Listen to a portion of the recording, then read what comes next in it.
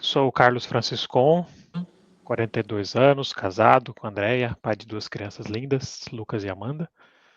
Na área profissional, trabalho numa multinacional no setor de embalagens, como especialista de suporte remoto, já há 18 anos, e essa é a minha atividade profissional. Na área religiosa, eu sou um pastor batista, né, de maneira voluntária, de uma pequena igreja batista na cidade de Santa Bárbara do Oeste, aí em Santa Bárbara, né, no bairro 31 de Março. Então, a minha religião é batista. Carlos, o nosso objetivo é promover um diálogo construtivo, empático e educativo, incentivando a reflexão e o respeito às diversidades religiosas que formam o Brasil. Então, inicialmente, eu gostaria de saber como você define intolerância religiosa e de que maneira percebe suas manifestações no cotidiano. Perfeito. Eu entendo intolerância religiosa como qualquer tipo de ato violento, ato extremo, ato discriminatório com outros tipos de crenças, né? A gente tem percebido isso no cotidiano, principalmente dentre as várias religiões, inclusive a própria religião denominada evangélica, a qual eu estou aqui representando com uma pequena parte, existe essa questão de atos de violência com relação a outros templos religiosos, outras matrizes religiosas também. Então, eu entendo que a intolerância religiosa é esse ato violento com uma religião que é diferente da sua, que inclusive é totalmente diferente daquilo que o cristianismo prega, mas isso é o que eu entendo por intolerância religiosa. Você não aceitar, aliás, você pode até não concordar com algumas coisas, né? Mas não havendo o respeito, aí se caracteriza uma intolerância. Você invade o espaço pessoal de outra pessoa, você ataca outra pessoa pessoalmente, com ofensas, até com invasão de privacidade, muitas vezes, invasão de locais, depredação de locais. Então, essa é a realidade da intolerância religiosa no nosso país. Maravilha.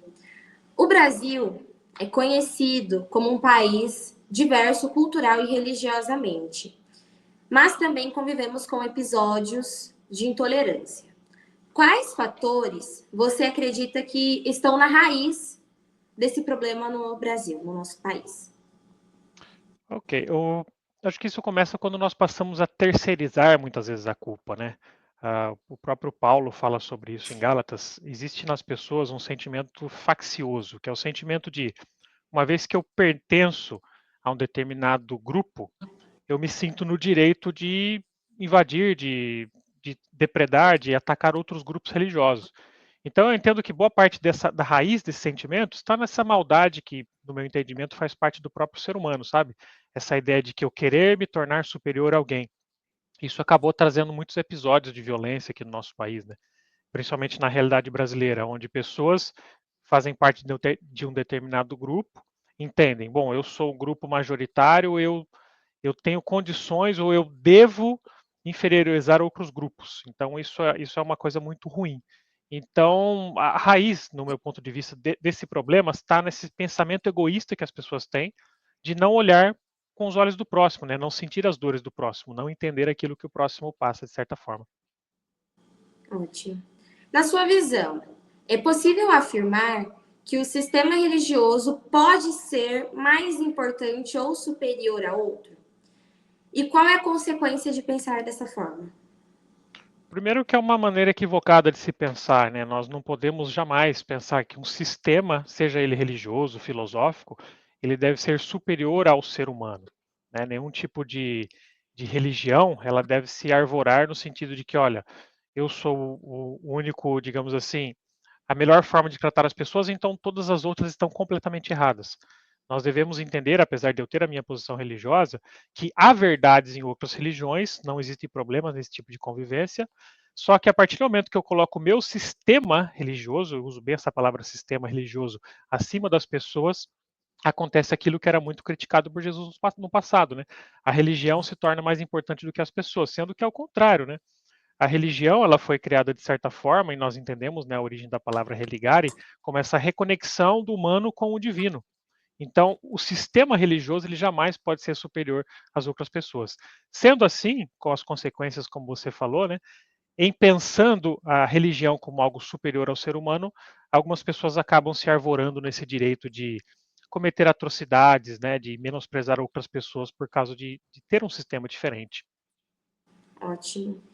Pastor Carlos, como líder batista, qual mensagem você deixa aqui para as pessoas que estão nos acompanhando? Perfeito. Bom, como uma pequena parcela, né, daquilo que nós chamamos de cristianismo, né, nós batistas temos alguns princípios muito importantes, e um deles, que eu acho muito importante para as pessoas, é que o exemplo de Cristo deve ser seguido. Eu sei que muitas vezes, no âmbito de tentar convencer outras pessoas, de tentar falar de outros assuntos para outras pessoas, a gente acaba esquecendo do principal, que é proclamar o amor de Cristo e tratar as pessoas como Cristo tratou. Nós não vemos em Jesus, por exemplo, episódios de intolerância religiosa. Nós vemos Jesus abraçando, claro, falando aquilo que é certo, aquilo que é errado, mas abraçando. E para mim, um dos grandes exemplos que fica de Jesus é o exemplo que ele deu do bom samaritano, onde ele disse que a verdadeira religião está nisso, em praticar o bem às outras pessoas também. Então, como pastor batista, a minha mensagem realmente é: foque naquilo que Cristo ensinou, foque nos seus ensinamentos. Maravilha, muito obrigada pela participação, por ter aceito o nosso convite de participar desse projeto tão importante para a nossa sociedade, em alusão ao dia 21 de janeiro, Dia Nacional do Combate à Intolerância Religiosa. Agradeço imensamente. É um grande prazer estar por aqui e Deus abençoe ricamente todos vocês.